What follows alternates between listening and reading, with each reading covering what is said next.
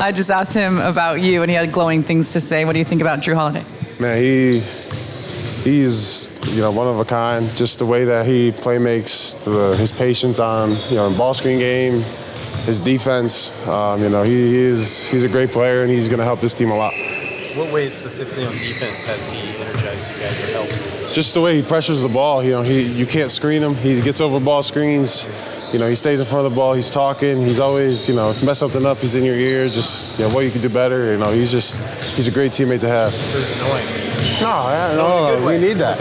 We need that. Yeah, we need that. Especially me. I love defense. So whatever you got for me, I'm listening. As a center on the Blazers, what does that mean defensively for you? Like, what are some of the main tenets that you need to be on top of in order to be successful as a defensive player? Talk. I got to talk, the most on the floor, block a lot of shots, rebound the ball, and really just be disruptive. Force players to take bad shots and, just turn those into transition points. What's a message from Chauncey for you individually heading into this season? Just constant growth. Just be in the best shape possible. Rebound balls out of your area, and just be one of the top rim protectors in the league. What have you been seeing from that backline spot through camp so far on defense? I mean, it's seen a lot of guys that have worked on, the jump shot this summer. I mean, Shaden, Tumani, Jrue, all these guys, I feel like we're shooting the ball very well, and, it's a lot of fun. I'm really excited about this year. You were talking to us the other day about how last year, you would be kind of like getting winded during some practices, and you were telling us that you got in better shape this summer. Now that you've had a couple of days of actual training camp practice, are you noticing that it's easier for you to Oh yeah, yeah. I mean, I feel like there's times where I could just keep going, And today I played, 9, 10, 11 minutes straight with no sub, and it felt great. Just knowing the work that I put in the summer, and seeing it, here in live play, it's a lot of fun. Hansen has been matching up with you on some of the scrimmage.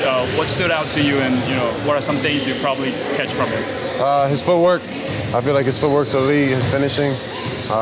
He's getting better and better every day at talking on defense in the ball screen game, and it's fun to play out there with him. Do you relate to the learning curve that he's going through at all? Does it remind you of your season last year? Yeah. I mean, it's coming in from.